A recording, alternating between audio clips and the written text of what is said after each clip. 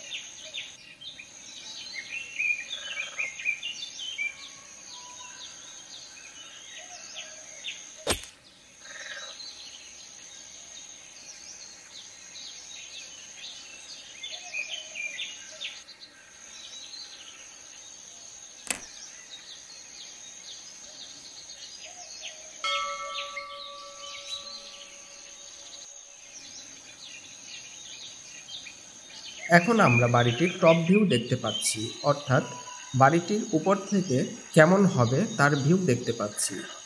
এরপরে বাড়িটির রুমের সাইজ এবং বাড়িটি করতে কতটুকু পরিমাণ জায়গার প্রয়োজন হবে সেটি নিয়ে আলোচনা করব।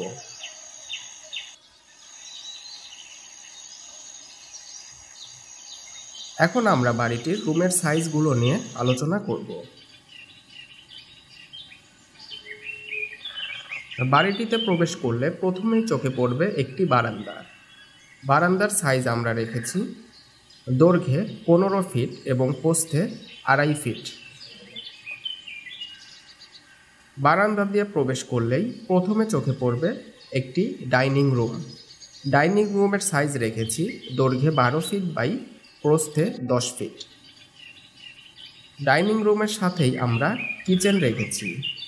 রান্নাঘরের সাইজ রেখেছি দৈর্ঘ্যে 5 ফিট 7 ইঞ্চি বাই প্রস্থে 5 ফিট এবং কিচেনের পাশে রয়েছে একটি কমন বাথরুম এবং কমন বাথরুমের সাইজ রেখেছি দৈর্ঘ্যে 6 ফিট বাই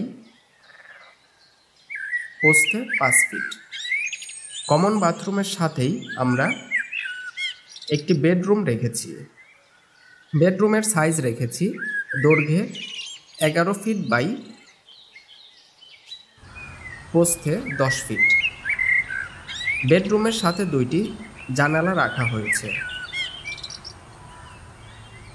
এবং বেডরুমের মেইন দরজা ডাইনিংয়ের সাথে রাখা হয়েছে এবং ডাইনিংয়ের সাথে আরও একটি বেডরুম রাখা হয়েছে। এই বেডরুমের সাইজ রেখেছি দৈর্ঘ্যে 11 ফিট বাই প্রস্থে 10 ফিট। আমাদের এই বেডরুমের সাথেও 2টি জানালা রাখা হয়েছে। তো এই ছিল বাড়িটির রুমের সাইজ সম্পর্কে আলোচনা। এখন আমরা বাড়িটি করতে কতটুকু জমির প্রয়োজন হবে সেটি নিয়ে আলোচনা করব। বাড়িটি বলতে শুধু আমরা ভবনটির জমির তথ্যটি দিচ্ছি।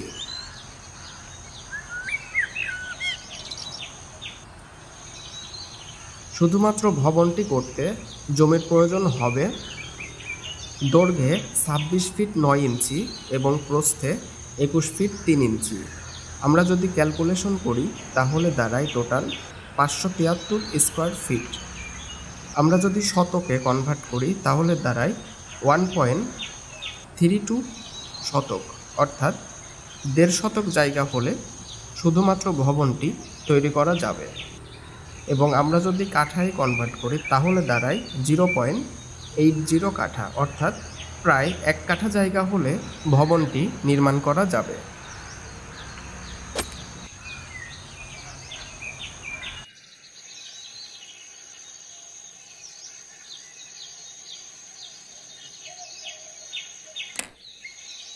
তো আজকের ভিডিও এই পর্যন্তই।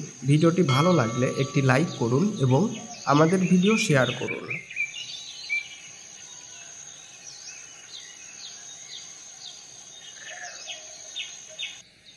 এমনই ভিডিও নিয়মিত পেতে আমাদের চ্যানেলটি সাবস্ক্রাইব করুন। ভিডিওটি কেমন লেগেছে তা কমেন্টে লিখে জানান। ভিডিওটি দেখার জন্য অসংখ্য ধন্যবাদ।